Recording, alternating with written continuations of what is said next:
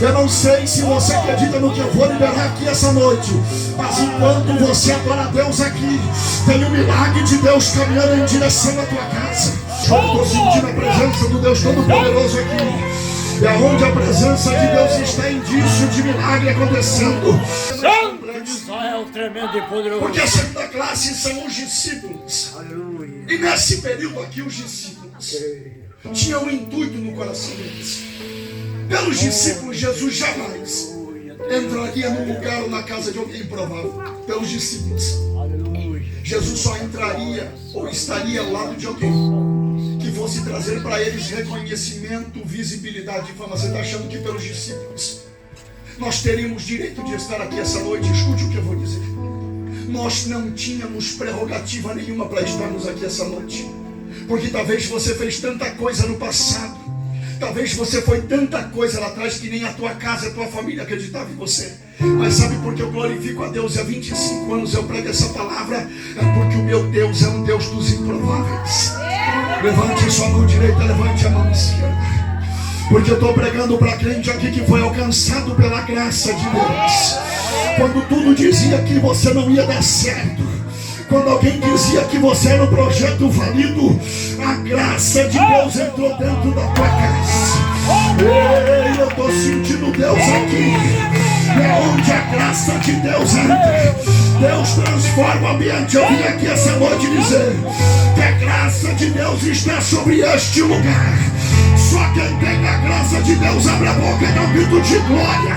Transforma a tua vida, te dá um banho de sangue. Eu derramo da minha presença sobre a tua vida. Eu nasci no meio da roça, no mar. A minha casa era, a luz era um candeeiro no meio do mato. Mamãe, uma jovem senhora com 8 filhos. A gente morava a quilômetros até chegar na cidade. E no centro da cidade onde a gente morava tinha um terreiro de umbanda. E a mãe de santo de lá era minha avó, a mãe da minha mãe. E mamãe disse que eu, com poucos meses de vida dentro de casa, comecei a perder o fôlego e desfalecer dentro de casa. Mamãe, desesperada, pega eu no colo e sai correndo em direção ao terreiro. Mas são horas e horas até chegar ao teu terreiro. E mamãe diz que quanto mais ela andava, mais eu desfaleci, mais distante ficava. E no percurso até a cidade tem um pequeno vilarejo que inclusive tem até hoje. E mamãe diz que ela passa pelo meio do vilarejo para cortar caminho. E quando ela passa no meio do vilarejo, ela avista uma igreja, era mais ou menos umas 2 horas da tarde. Uma igreja Assembleia de Deus com as portas abertas e 5 irmãs do fogo de oração. Eu estou dizendo irmã de oração, não estou dizendo as fofoqueiras, as contendeiras, não. Eu estou dizendo irmã que ora. Aquela que põe o joelho no chão. Satanás diz: hoje a gente vai ter trabalho. Eu estou sentindo Deus aqui. A mamãe diz que ela, vendo que não vai dar tempo de chegar no terreiro, ela entra dentro da igreja. Quando ela chega na porta da igreja, a irmã, tomada pelo Espírito Santo, está na porta aguardando. Mamãe diz: fica despreocupada, minha filha, porque o Senhor já revelou que você estava chegando. Me dá essa criança aqui. A mamãe diz que a irmã leva eu diante do altar. E as 5 irmãs estendem a mão e começam a orar. Mamãe, que é macumbeira, não entende nada de evangelho, levanta a cabeça para o céu e diz: Senhor, eu não te conheço, mas se o Senhor curar meu filho, eu ofereço ele como oferta diante do teu altar. Sabe o que aconteceu? 1 mês depois, mamãe, que era macumbeira, estava cantando no conjunto das irmãs batizada com o Espírito Santo. Levanta a tua mão direita, levanta a mão esquerda. Quando eu estou sentindo Deus aqui, o Senhor está dizendo essa noite: prepara teu coração, meu filho, porque a graça de Deus está alcançando a tua casa. A graça de Deus está alcançando a tua família. Enquanto você adora aqui, Deus está salvando lá, Deus está libertando lá. Aleluia. Capítulo 8 de Mateus, observe que o texto não vai dar a identidade desse homem. O texto vai dar a condição qual? Leproso, enfermo e doente. Nesse período aqui, a lepra era uma das piores doenças da época.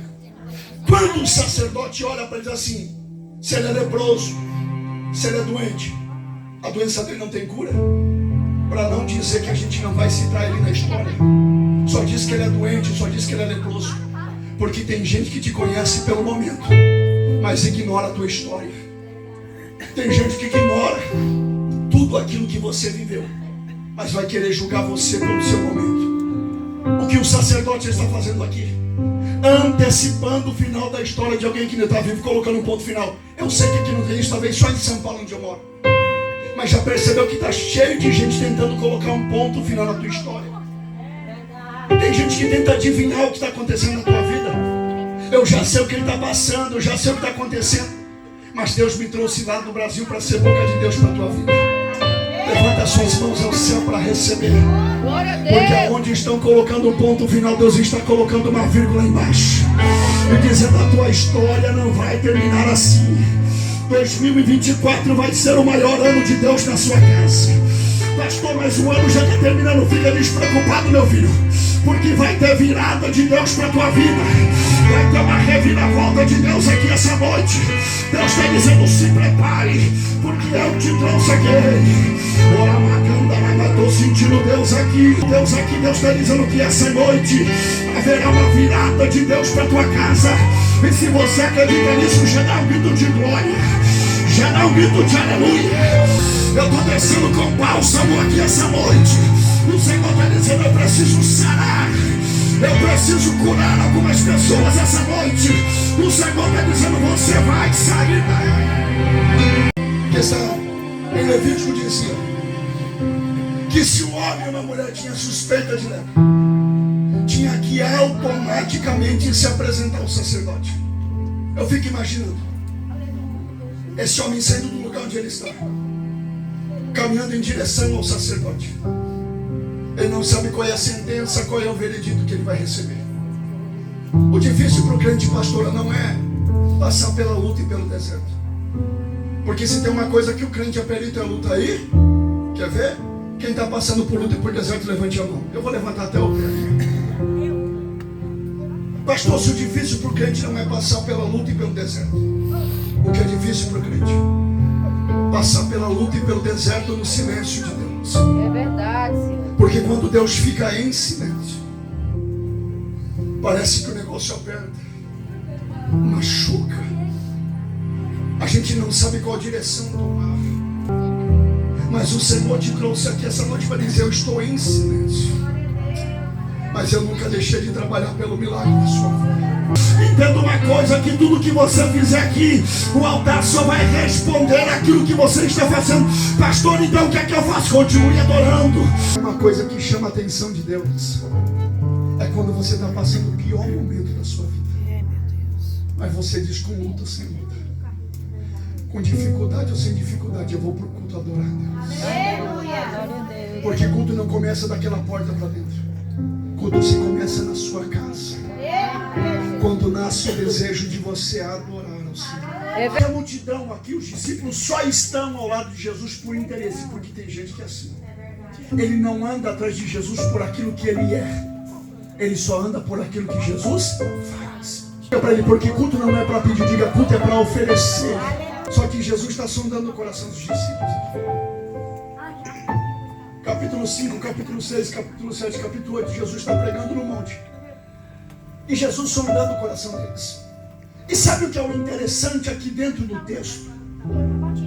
O nosso Deus é um Deus tão extraordinário. Porque Jesus está vendo que os discípulos e a multidão estão atrás de Jesus por interesse. Sim ou não? Jesus não poderia dizer assim: seus fariseus, hipócritas, vai embora. Mas Jesus vai mandar eles embora. Jesus vai deixar eles ficar. Por quê? Porque Jesus vai dar para eles oportunidade. Diga comigo: Jesus vai dar oportunidade. Pastor, para que Jesus vai dar oportunidade? Para eles mudarem a direção do culto deles. Como? Para dar tempo deles atraírem a presença de Deus.